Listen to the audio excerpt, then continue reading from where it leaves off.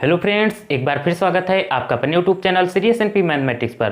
Friends, जैसा कि आप लोग जानते हैं कि इन दिनों हम क्लास 10th में मैथ का चैप्टर 3 स्टार्ट कर चुके हैं। इसके पिछले वाले वीडियो में हम लोगों ने इस चैप्टर का बेसिक और एक उदाहरण भी किया था कि उदाहरण क्या था कि हम लोग किसी भी दो चर वाले रैखिक समीकरण का जो युग्म होता है उसको हम लोग ग्राफ पे कैसे दर्शाते हैं। ठीक है, तो अभी तक आप लोगों ने अगर वो वीडियो नहीं देखा है तो नीचे डिस्क्रिप्शन बॉक्स में आपको उसका लिंक मिल जाएगा। आप वहां से जाकर पहले वो वीडियो देख लीजिए, फिर ये आपको बहुत अच्छे तरीके से समझ में आएगा।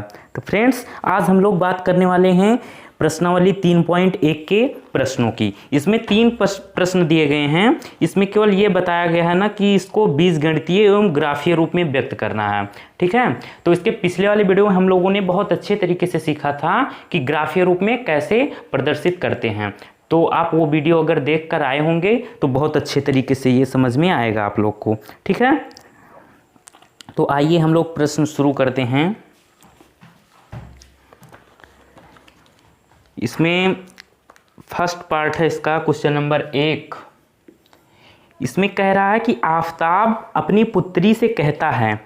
ठीक है, ये थोड़ा लैंग्वेज में क्वेश्चन है इसलिए बहुत ध्यान से समझना, कोई दिक्कत नहीं होगी। इतने प्यार से समझाऊंगा कि कोई दिक्कत आपको होने वाली नहीं है।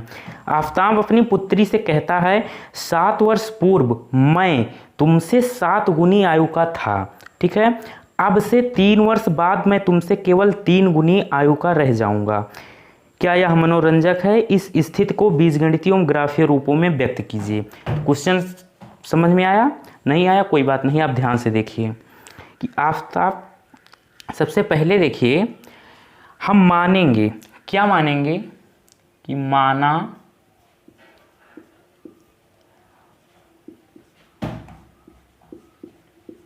आफताब की वर्तमान आयु x वर्ष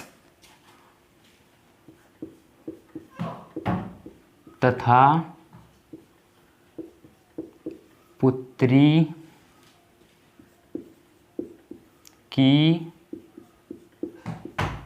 आयु y वर्ष है।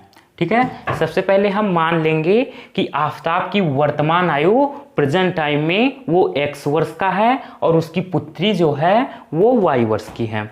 अगर उम्र वाले क्वेश्चनों की बात होगी तो सब में ये एक पॉइंट, ये पहली लाइन सब में कॉमन रहेगी कि एक की आयु आप x मान लीजिएगा, एक की आप y मान लीजिएगा। ठीक है, अब उसके बाद में देखिए कह रहा है 7 वर्ष पूर्व, 2 घटनाओं की बात हुई है, एक 7 वर्ष पूर्व और एक 3 वर्ष बाद। तो आप सबसे पहले लिखिए कि 7 वर्ष पूर्व, क्या 7 वर्ष पूर्व।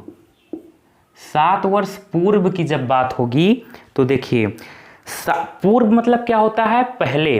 देखिए कि अगर आप अभी 18 साल के हैं, अभी आज 18 साल के हैं, और अगर बात की जाए कि आप 2 साल पूर्व मीन्स 2 साल पहले आप कितने वर्ष के थे, तो आप क्या करेंगे? आप करेंगे ये कि आप अभी आज 18 साल के हैं और 2 साल पहले, तो 2 साल आप घटा देंगे, तो 18 में से 2 घटाएंगे तो 16 बचेगा। तो किस तरीके से हम पता करते हैं? जो आपकी प्रेजेंट टाइम में वर्तमान आयु है उसमें से घटाते हैं हम। ठीक है, पहले वाली आयु। तो बस यही कॉन्सेप्ट यहाँ पर है। तो आपको समझ में आ गया होगा कि हम क्या करने वाले हैं। कह रहा है 7 वर्ष पूर्व मैं तुमसे, मतलब दोनों लोगों की आयु की बात हो रही है, तो 7 वर्ष पूर्व आफताब की आयु कितनी रही होगी? तो देखिए 7 वर्ष पूर्व आफताब की आयु, सबसे पहले लिखेंगे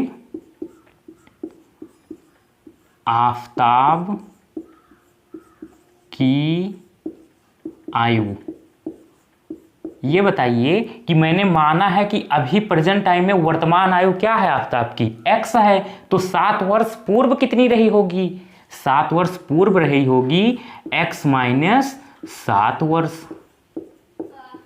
ठीक, क्योंकि अभी x है तो 7 वर्ष पहले उसमें से घट जाएगा। जैसे अभी आप 18 साल के हैं तो 2 साल पहले की अगर बात की जाए कि 2 साल पहले आप कितने वर्ष के थे, तो 18 में 2 घटा देंगे 16 बचेगा। ठीक, तो 2 साल पहले आप 16 वर्ष के थे। सेम उसी तरीके से वर्तमान आयु में से हम घटा रहे हैं। ठीक है, अब क्या करेंगे, अब हमें भी पुत्री की आयु भी है ना, तो पुत्री की आयु बराबर, पुत्री की आयु वर्तमान कितनी मानी हमने, y, और 7 वर्ष पूर्व इनकी कितनी रही होगी, y माइनस 7। ठीक, y माइनस 7 वर्ष। ठीक है, इतनी बात क्लियर हुई। अब देखिए ये 7 वर्ष पूर्व की बात हो रही है। अब प्रश्नानुसार, अब हम लिखेंगे प्रश्नानुसार कि प्रश्न क्या कह रहा है, प्रश्नानुसार प्रश्न हमारा कह रहा है कि 7 वर्ष पूर्व मैं, अब दोनों की आयु आप ऐसे देखिए लिखने का तरीका कि x माइनस 7 और आप बराबर ऐसे लगा देंगे बीच में, दूसरे तरफ पुत्री की आयु कि y माइनस में 7। अब देखिए यहाँ पर आपको बहुत ध्यान देना है, बहुत बारीकी वाली चीज़, बहुत महीन चीज़ है कि 7 वर्ष पूर्व मैं तुमसे, मतलब ये आफताब जो कह रहे हैं ना कि मैं 7 वर्ष पहले अपनी पुत्री से तुम्हारी आयु का 7 गुना था, तुमसे 7 गुनी आयु का था, तो इनकी आयु के 7 गुनी का, मतलब इनकी जो आयु है उसमें से 7 का गुणा कर दिया जाए। गुना मतलब गुणा, मतलब इनकी आयु में अगर 7 का गुणा कर दिया जाए तो वो जो आएगा उसके बराबर थी इनकी आयु आफताब की। ठीक, तो ये आपको लिख आना चाहिए समझ में कि कैसे हम लिखते हैं कि आफताब की आयु जो होगी वो उनके पुत्री की आयु की 7 गुनी की। ठीक है, अब देखिए आयु, अब से हाँ, तो अब देखिए इसे हम क्या करेंगे, सिंपली एक समीकरण बना लेंगे कि x माइनस 7 बराबर 7y गुणा करेंगे, अंदर 7 का y में तो 7y और माइनस है माइनस, 7 सता 49। ठीक, तो ये क्या हुआ, x ये इधर आएगा माइनस 7y हो जाएगा, क्योंकि अभी 7y प्लस में है, जब बराबर के इधर आएगा तो माइनस में हो जाएगा। ठीक, और बराबर में ये माइनस में 49 और ये 7 माइनस में है, इधर भेज देंगे हम, ये प्लस में 7 हो जाएगा। तो x माइनस 7y बराबर, अब ये घट जाएगा तो 42 में से 7 जाएगा तो कितना बचेगा, 7 बचे 35, 7 छंग 42, माइनस 35 बचेगा, कितना बचेगा, माइनस में 35। ठीक है, अब आप ये करिए कि आप इसको इधर ले आइए माइनस 35 को, जब आप इसको इधर लाएंगे बराबर के तो ये प्लस में हो जाएगा। तो एक स्टेप हम डायरेक्टली कर रहे हैं, ये प्लस 35 कर दे रहे हैं, बराबर में 0 और यहाँ से ये बराबर हम हटा दे रहे हैं। ठीक है, तो ये हमें एक समीकरण प्राप्त हो गया, समीकरण 1 नाम दे दो आप इसको। अब देखो आगे का खेला क्या है इसमें, अब कह रहा है अब से 3 वर्ष बाद, तो अब क्या घटना है, अभी तक 7 वर्ष पहले की बात हुई है, अब 3 वर्ष बाद, 3 वर्ष बाद। ठीक है, 3 वर्ष बाद, तो 3 वर्ष बाद मतलब अगर आप अभी 18 साल के हो तो 2 साल के बाद कितने वर्ष के हो जाओगे, 18 और 2 जोड़ दोगे, 18 2 20 साल के, 18 प्लस में 2 बराबर 20। अगर आप अभी 5 साल के हो तो 4 साल बाद कितने साल के हो जाओगे, तो क्या कर रहे हो आप, 5 और प्लस 4 कर रहे हो, तो 5 4 9 साल के आप हो जाओगे। क्यों हीरो, ठीक है, तो अगर बाद की बात की जाती है तो जुड़ जाती है उसमें, ठीक है, संख्या जोड़ते हैं, और अगर पूर्व की बात की जाए, ठीक है, तो क्या करते हैं, घटाते हैं हम। ये बात आपको पता होनी चाहिए।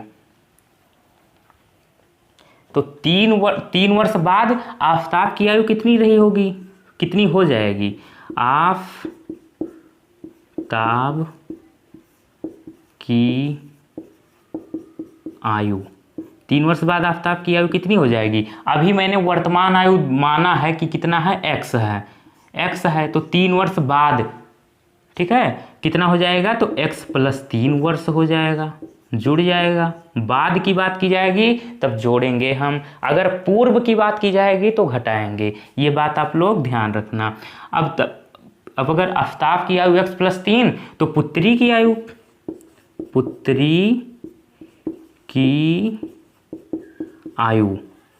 तो पुत्री की आयु कितना हो जाएगी? पुत्री की वर्तमान आयु कितना माना हमने? y, तो ये y+3 हो जाएगा। कोई दिक्कत? कोई दिक्कत नहीं होनी चाहिए। अब देखिए, अब प्रश्नानुसार प्रश्न क्या कह रहा है हमें?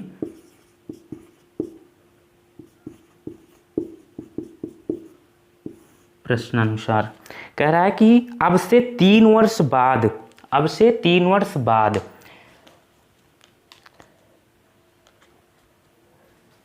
मैं तुमसे केवल 3 गुनी आयु का रह जाऊंगा। तो आप देखिए इसे कैसे लिखेंगे। इसे लिखने का तरीका कि पहले एक तरफ आप लिख दीजिए आफ्ताब की आयु x+3, ठीक, और बराबर लगा के दूसरी तरफ आप पुत्री की आयु y+3, ऐसे लिख लेना, ठीक है। अब देखिए समझने की कोशिश करिए। अब से 3 वर्ष बाद मैं, मतलब आफ्ताब कह रहा है अपनी पुत्री से कि अब से 3 वर्ष बाद मैं तुमसे केवल 3 गुनी आयु का रह जाऊंगा। मतलब किसके आयु के? पुत्री की। तो गुणा किसमें होगा? 3 का, पुत्री की आयु में होगा, ठीक है। आफ्ताब कह रहा है कि अब से 3 वर्ष बाद मैं तुमसे केवल 3 गुनी आयु का रह जाऊंगा। किसके? पुत्री की आयु की 3 गुनी। तो जिसके आयु की गुनी की बात होगी उसमें गुणा करेंगे हम, 4 गुना, 5 गुना, 10 गुना, जितने गुना की बात हो। और गुना का मतलब होता है गुणा, ठीक। अब देखिए, अब इसको भी हम क्या करेंगे? एक समीकरण बनाएंगे। x+3 बराबर 3 का y में करेंगे तो 3y, और प्लस है प्लस, 3 त्रिक का 9, ठीक है। फिर क्या करेंगे? x+3 और ये 3y हम इधर लाएंगे -3y, और 9 को भी इधर ले आएंगे तो -9 बराबर में 0। अब x और ये -3y, ये +3 है और ये -9, तो प्लस और माइनस घटता है, चिन्ह बड़े वाले का लगता है, तो संख्या हमारी जो 9 है वो बड़ी है, उसके सामने माइनस है तो माइनस लगा दिए। ये भी y होगा यहाँ, सॉरी, -3y माइनस, ये -9 में ये +3 घटेगा तो कितना बचेगा? -6 = 0। ये हमारा समीकरण नंबर 2। ये हमें 2 समीकरण प्राप्त हुए हैं। x-3y -6 = 0, और एक समीकरण हमारा x-7y + 35 = 0, ठीक। ये हमें 2 समीकरण प्राप्त हुए हैं। अब देखिए, अब हम क्या करते हैं? अब हम इनका मान निकालने की कोशिश करेंगे, ठीक है। कैसे निकालते हैं ध्यान से देखिए। दिख रहा है ना आपको? मैं 1 मिनट चेक कर ले रहा हूँ। जी सर, दिख रहा है, बहुत बढ़िया। देखिए, अब हम मान निकालते हैं। कैसे निकालेंगे? देखिए,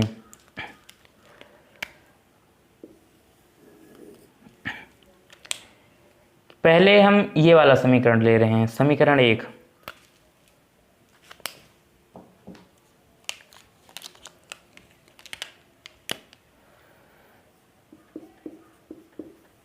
समीकरण 1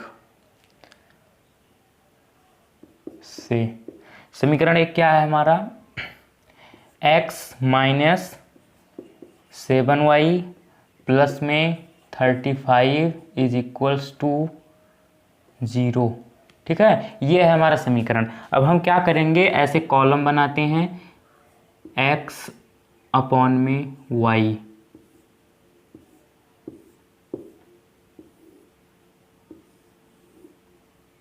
अब 2 ही मान निकालिए आप।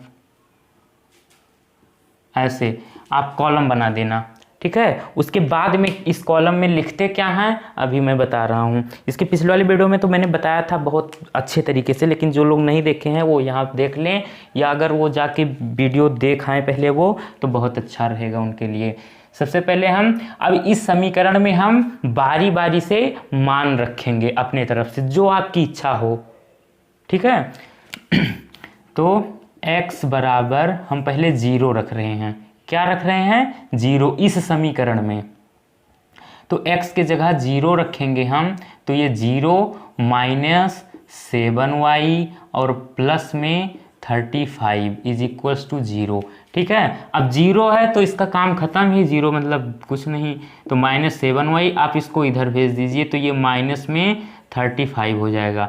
तो ये माइनस से माइनस कैंसिल, और y बराबर, अब ये 7 इसके साथ गुणा के रूप में है ना, इधर जाएगा तो बटे में हो जाएगा, 7 पचे 35, 7 कम 7, तो y बराबर कितना आया, y बराबर आया 5। और y बराबर 5 कब आया, जब हम लोगों ने x बराबर 0 रखा, तो y बराबर 5 आया। ठीक है, तो आप ऐसे लिख देंगे कि x बराबर 0 रखने पर y बराबर 5 आया है। इतनी बात क्लियर हुई। अब आगे देखिए, अब आप चाहे y की वैल्यू फिर से रखिए इसी समीकरण में, चाहे x की वैल्यू रखिए, तो आप y की वैल्यू रख दीजिए।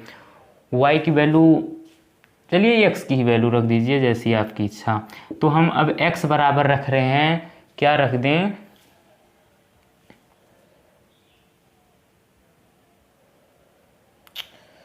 सच्चों को 28, 28, 8, 7, 15, 7, x बराबर हम 7 रख रहे हैं। क्या रख रहे हैं, 7।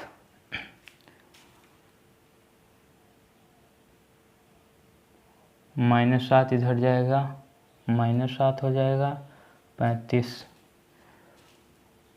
-7, x बराबर हम -7 रख रहे हैं। क्या रख रहे हैं, -7। तो इसी समीकरण में रखिए, x के जगह -7 और माइनस में 7y और प्लस में 35 बराबर 0। ठीक है, अब देखिए ये -7y और बराबर ये माइनस है, ये प्लस है, तो प्लस माइनस घट जाएगा, प्लस ये कितना बचेगा, 15 में 7 गई 8 और ये 2 28 बराबर 0। तो -7y, अब ये 28 इधर जाएगा -28, और ये माइनस से माइनस कैंसिल कर दीजिए, तो y बराबर 7 इसके बटे में हो जाएगा, तो 7 चौक 28, 4 आ जाएगा। तो y बराबर 4 आया, y बराबर 4 आया, लेकिन कब आया, जब हम लोगों ने x बराबर -7 रखा तब आया। ठीक है, तो इस तरीके से हमें लिखना है। अब आगे देखिए, बस दो मान आप निकाल दीजिए, दो बिंदु 0,5 -7,4। अब उसके बाद में हम दूसरे वाले समीकरण, ये वाला समीकरण लेते हैं, जितना काम इसमें किया उतना ही काम हम इसमें अभी करेंगे। ठीक है, तो आप ऐसे लिख दें कि समीकरण 2 में, समीकरण 2 से, समीकरण 2 से, ठीक है, समीकरण 2 क्या है, x माइनस 3y माइनस 6, आप इसको इधर ही भेज दो, -6 इधर आएगा तो कितना हो जाएगा, +6 हो जाएगा, तो आप इसको ऐसे लिख दो। ठीक है, ये हमारा समीकरण 2 है, इसको मैंने -6 को इधर भेज दिया तो +6 हो गया यहाँ पे। ठीक है, तो कंफ्यूज नहीं होना आपको। फिर हम ऐसे कॉलम बनाएंगे,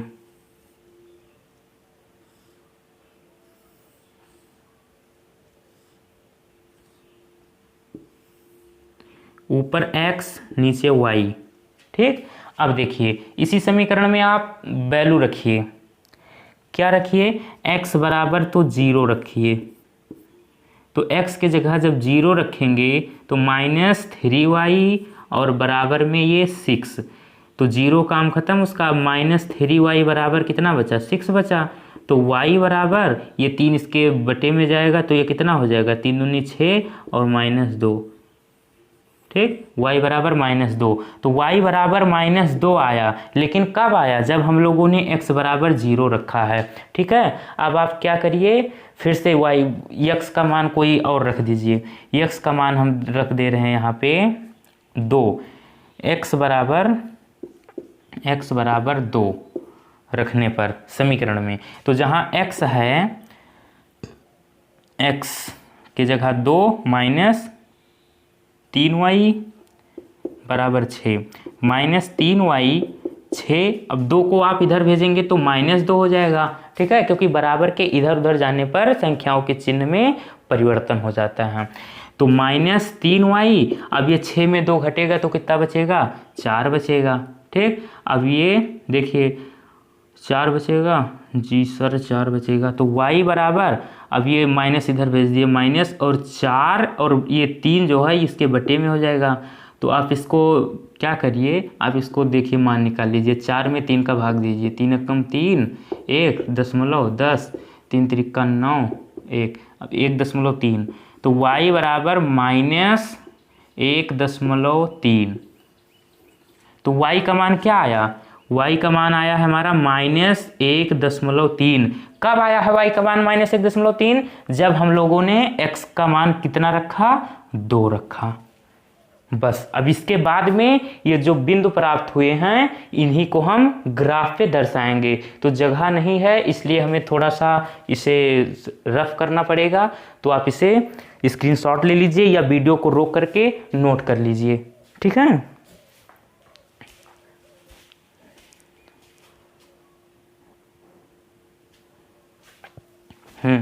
तो अब देखिए ग्राफ अब हम बनाएंगे। लाइन तो भाई मुझसे सीधी बनती नहीं, आप लोग मजाक मत बनाना।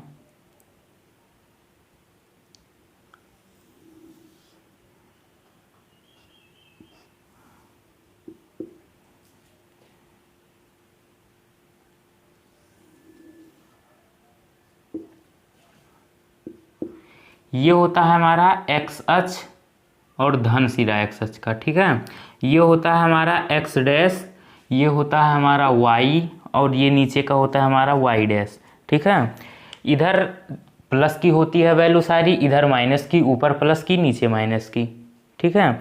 तो देखिए हम इसे लिखते कैसे हैं, यहाँ तो होता है 0, फिर यहाँ से शुरू होता है आप 1 2 3 4 5, संख्या कितनी तक गई है, हाईएस्ट कितनी तक गई है x की, तो थोड़ा हम दूर दूर कर ले रहे हैं।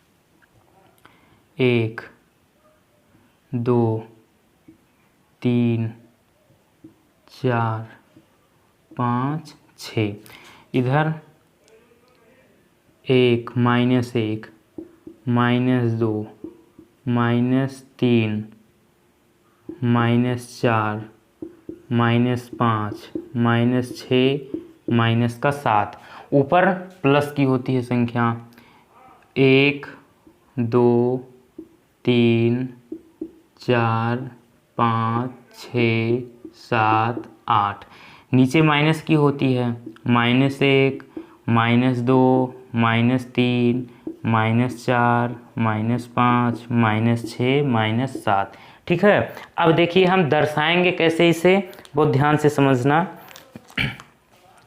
देखिए पहले हम इसकी बात करेंगे, इस वाले समीकरण की, ये जो ग्राफ बना है ना कि 0,5, इसे लिखने का तरीका ये होता है x, y, तो x का मान क्या है 0, y का मान 5, तो बिंदु है 0,5। ऐसे दूसरा बिंदु है हमारा -7,4, ठीक है। तो पहले हम x आगे लिखते हैं, कॉमा फिर y लिखते हैं, ठीक है। तो पहला बिंदु है 0,5, मतलब x का जो धन सिरा है उसमें हम 0 देखेंगे, तो x का 0 यहाँ होगा, लेकिन y पर 5, और वो भी y प्लस में 5 यहाँ होगा। तो ये बिंदु हमारा यहाँ पे होगा 0,5 बिंदु हमें यहाँ पर मिलेगा, ठीक है। यहाँ अब दूसरा बिंदु हम ले रहे हैं x पे -7 और y पे +4, तो x का माइनस इधर होता है -7 यहाँ, और y का +4 ये यहाँ पे होगा कहीं, ठीक है। ये कौन सा है हमारा -7,4, ठीक, ये बिंदु मिला। अब हम देखिए रेखा कैसे खींचेंगे, रेखा कुछ इस तरीके से जाएगी। आप इसे जब ग्राफ पेपर पर दर्शाओगे ना तो बहुत बढ़िया बनेगा। यहाँ मैं हाथ से कर रहा हूँ काम, इसलिए थोड़ा सही नहीं है। अब उसके बाद में आप ये जो रेखा है ये कौन से समीकरण की है वो लिख दीजिए आप, x - 7y + 35, x - 7y + 35 = 0, ठीक है। अब वही काम ये जो है इसमें भी हम इसका भी रेखा खींचेंगे। कैसे? पहला बिंदु है हमारा क्या, 0, -2, 0, -2 और दूसरा बिंदु है हमारा x का 2, -1.3।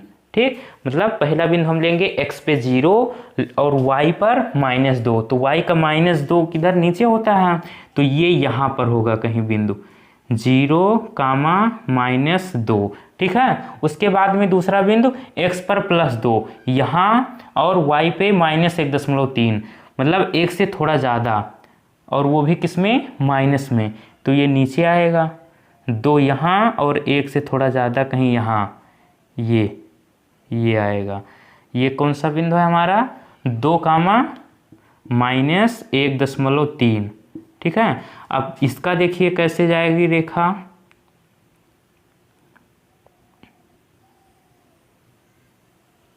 इसकी कुछ इस तरीके से जाएगी। ठीक। अब ये समीकरण कौन से समीकरण का है, x - 3y = 6। ये बस इतना ही काम हमें करना था। इसमें 3 प्रश्न हैं, तीनों के तीनों में इतना ही काम है। ठीक है। तो अब मैंने इसमें बता दिया है कि कैसे दर्शाते हैं। अगर कोई दिक्कत हो तो आप वीडियो को बैक करके फिर से देख लेना। अब इन दोनों प्रश्नों में मैं केवल आधा सॉल्व कराऊंगा, दर्शाना आपको खुद है, क्योंकि जब तक आप खुद नहीं करेंगे तब तक आपको समझ में नहीं आएगा। ठीक है। तो अब आप इसका स्क्रीनशॉट ले लीजिए, फिर हम क्वेश्चन नंबर 2 की बात करते हैं।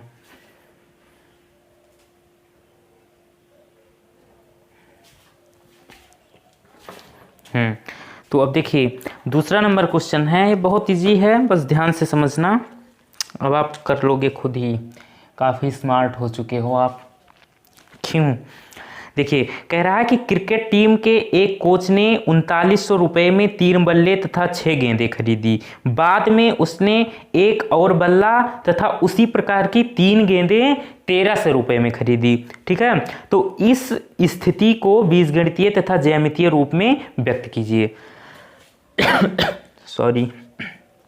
देखिए पहला काम हमारा यही है कि हम मानेंगे, क्या मानेंगे, कि माना एक बल्ले का मूल्य x रुपये तथा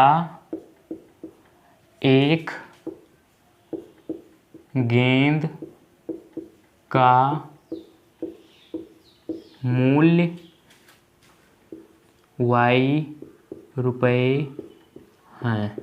ठीक है। ये हम मानेंगे कि क्या, एक बल्ले का मूल्य x रुपये है और एक गेंद का मूल्य y रुपये है। ठीक है। अब देखिए प्रश्न क्या कह रहा है कि क्रिकेट टीम के एक कोच ने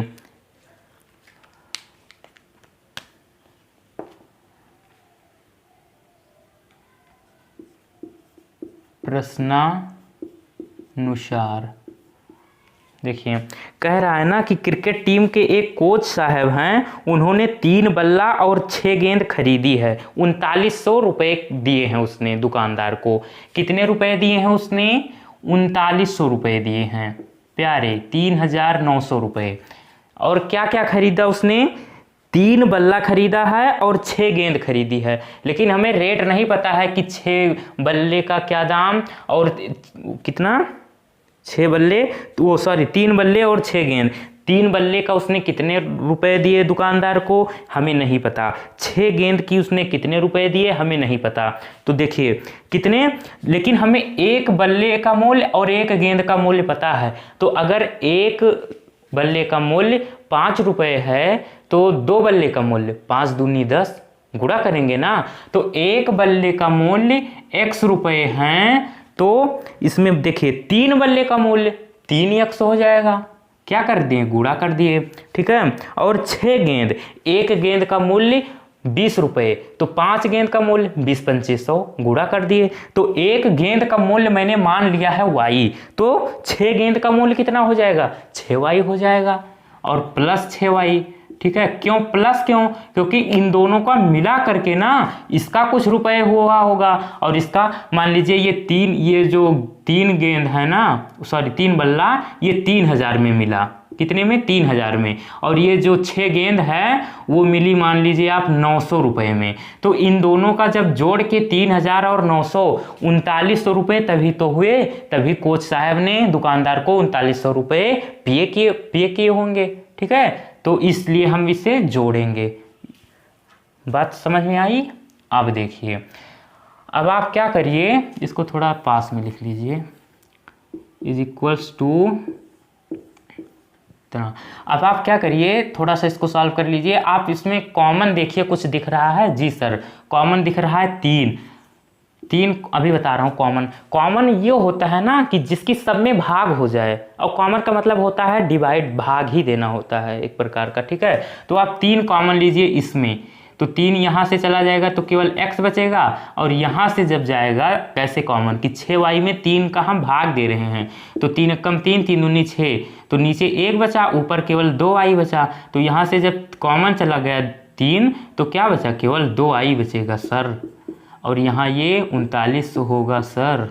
ठीक है, अब देखिए उसके बाद में अब आप इसे इसके डिवाइड में कर देंगे।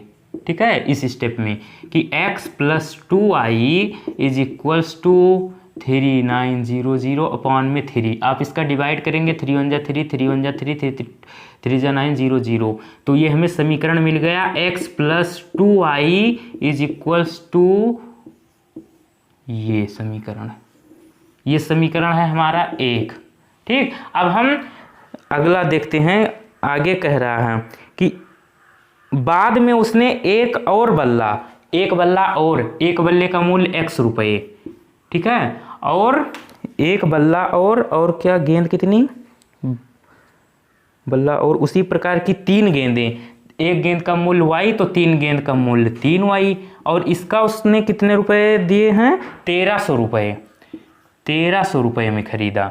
ठीक है, तो ये हमारा समीकरण 2।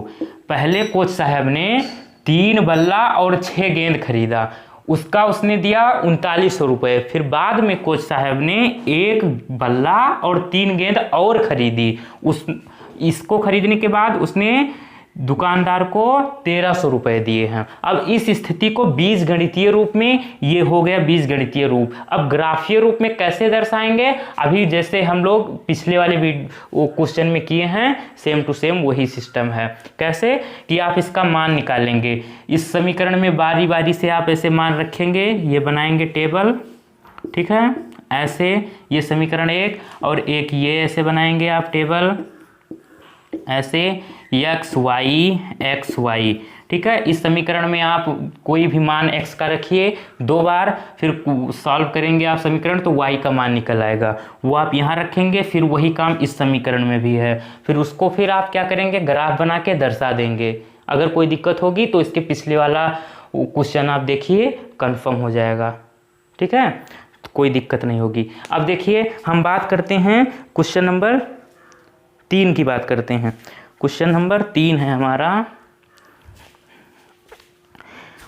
ये भी बहुत इजी है, ध्यान से देखिए। इसमें कह रहा है ना कि 2 केजी सेब और 1 केजी अंगूर का मूल्य किसी दिन 160 रुपये था।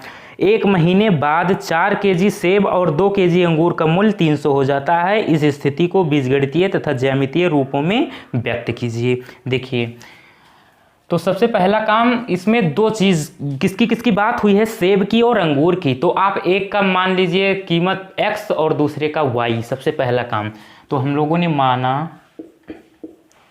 माना 1 केजी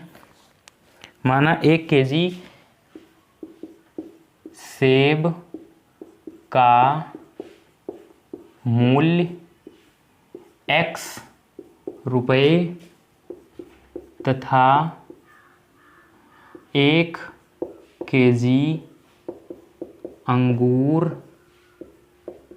का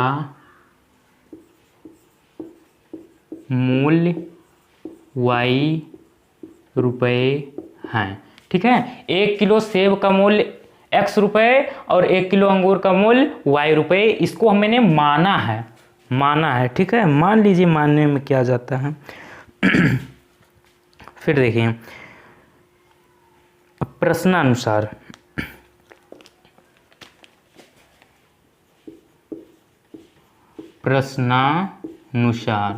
मतलब प्रश्न क्या कह रहा है। प्रश्न के अनुसार प्रश्न कह रहा है कि 2 केजी सेब और 1 केजी अंगूर का मूल्य किसी दिन 160 था।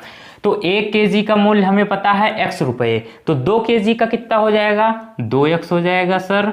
और कितना, 1 केजी अंगूर का मूल्य मैंने माना है y, तो प्लस y, और इन दोनों का मिला करके मूल्य कितना था, 160। ये होता है तरीका लिखने का प्रश्न। ठीक है, अब आगे देखिए, दूसरी स्थिति है इसमें कि 1 महीने बाद 30 दिन के बाद में 4 केजी सेब, 1 केजी का हमें पता है x, तो 4 केजी का 4x हो जाएगा। 4 केजी सेब और कितना, 2 केजी अंगूर, मतलब 1 केजी अंगूर का मूल्य y, तो 2 केजी का 2y, ये बराबर कितने का हो गया, ये हो गया सर 300 का, 300 रुपये का। अब इसको आप क्या करेंगे, ये हो गया बीजगणितीय रूप में दर्शा दिया हमने। अब इसको ग्राफीय रूप में आप दर्शाएंगे। कैसे दर्शाएंगे, मैं थोड़ा सा हिंट दे रहा हूं कि समीकरण 1 लेंगे आप,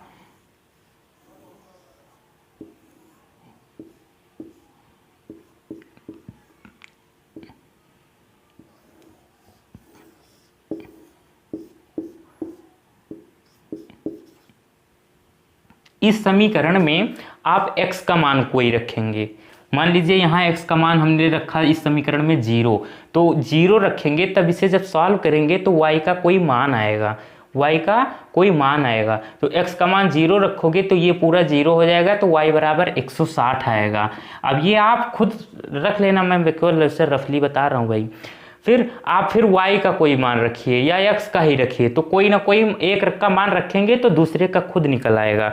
तो उसको x का अगर रखे तो वो यहाँ रख देना, और y का जो निकल के आए वो यहाँ। उसके बाद में इस समीकरण में भी वही काम इसमें भी निकल आएगा। ठीक है, ये 3 कॉलम बन गया, आप इसे 2 ही करो, 3 भी कर लीजिए, कोई दिक्कत नहीं, लेकिन समय कम लगेगा 2 में, काम हमारा 2 में ही हो जाएगा। ठीक है, अब देखिए उसके बाद में जो बिंदु आए हैं हम लोग एक ग्राफ बनाएंगे, उस पर दर्शा देंगे, जैसे हम लोगों ने प्रश्न नंबर 1 में किया था। ठीक है, तो ये इन दोनों प्रश्नों को मैंने ये थोड़ा सा करा दिया है, लेकिन तो ग्राफ पर आप खुद दर्शाएंगे। मैं साइड में हो जा रहा हूँ, आप इसे या तो स्क्रीनशॉट ले लीजिए या तो आप वीडियो को रोक करके नोट कर लीजिए। तो फ्रेंड्स, हम लोग प्रश्नावली 3.1 के जो 3 प्रश्न थे हम लोगों ने आज उसको समाप्त कर लिया। अब नेक्स्ट वीडियो में हम लोग प्रश्नावली 3.2 पढ़ेंगे।